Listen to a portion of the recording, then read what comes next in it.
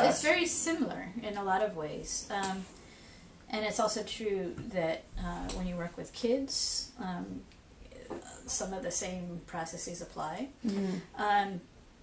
So animals, for instance, are very, very sensitive to eye gaze. Mm-hmm. And so when you work with animals, you need to be very aware of how you're using your eyes. And this is also something that's true with people. Like, you know, if somebody came in my table and I stared at them, they would feel more uncomfortable mm-hmm. than if I used a sort of a more natural eye gaze. And a lot of times the whole process of working with animals is one where I'm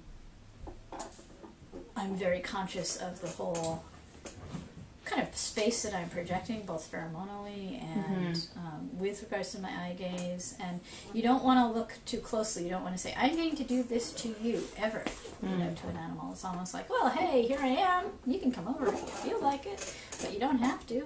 And then you're a lot more likely to get that kind of trust of the animal, where they're not like, okay, what are you going to do to me? Yeah. You know, and it's necessary, because for any of this work, no matter who you're working on, whether it's a baby or an animal or, you know, an adult or a child, mm-hmm. There is a very strong element of getting permission, because mm-hmm. if somebody is guarded, they're not going to be able to access the parts of themselves that can make these releases. So, you know, however you do it, you always are getting permission.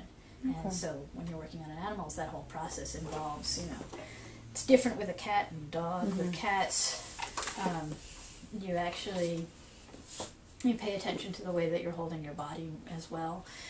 You know, I might choose to sort of do this kind of presentation to a cat so that they can come up and sniff my fingers, whereas to a dog it might be more like this. Mm-hmm. And it's just, you sort of get in the place where you're feeling like they're okay mm-hmm. with it, and that there's that little dance that happens, you know, of creating rapport, is that first place where you're really making the connection and the engagement of just like, well, whoever you are is okay. And that's so incredibly important for this kind of work.